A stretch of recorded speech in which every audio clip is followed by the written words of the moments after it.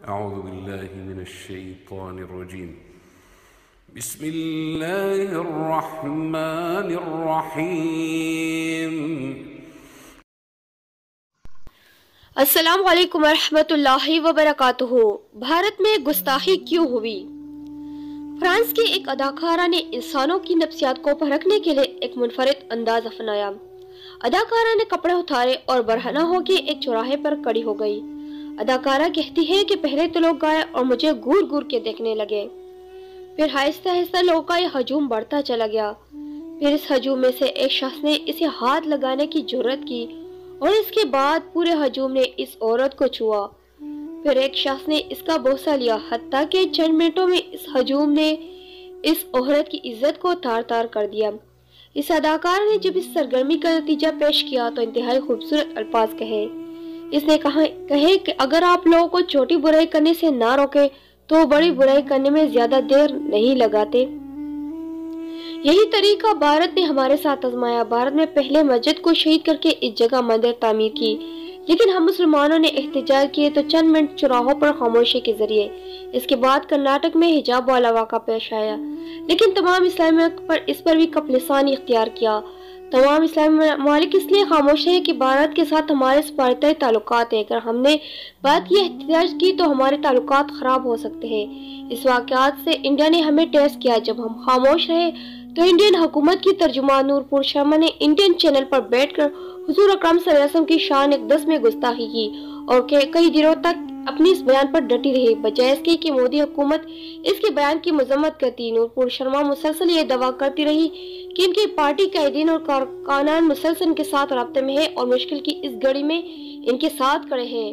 نورپور شرما کے اس گستاخانہ بیان پر B J پی کے میڈیا ونگ کے ایک شخص نے بھی ٹویٹر اکاؤنٹ پر گستاخانہ ریمارکس دیے اور پھر ڈیلیٹ بھی کر دیے۔ جب یہ معاملہ میڈیا پر ہائی لائٹ ہوا تو عرب سمیت تمام اسلامی ممالک نے اس واقعے کی مذمت کرنا شروع کر دی۔ قطر اور کویت نے بھارتی سفیروں کو دفتر خارجہ طلب کر کے اس واقعے کی مذمت کی اور اپنا احتجاج ریکارڈ کروایا۔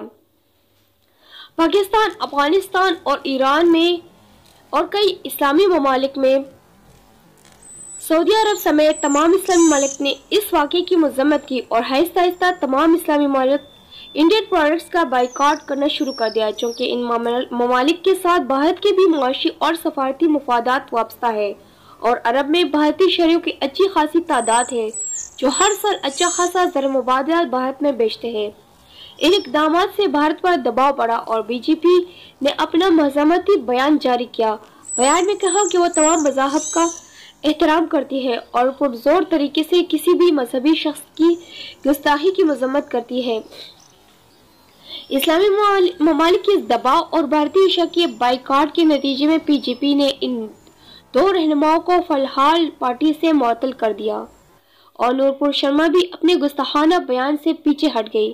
لیکن دو افراد کو پارٹی سے نکالنا ایسے ہے جیسے بھارت سے شکایت آنے پر باپ اپنے بیٹے کے بارے میں کہے کہ صاحب جانے دے، یہ تو انسان کا بچہ ہی نہیں۔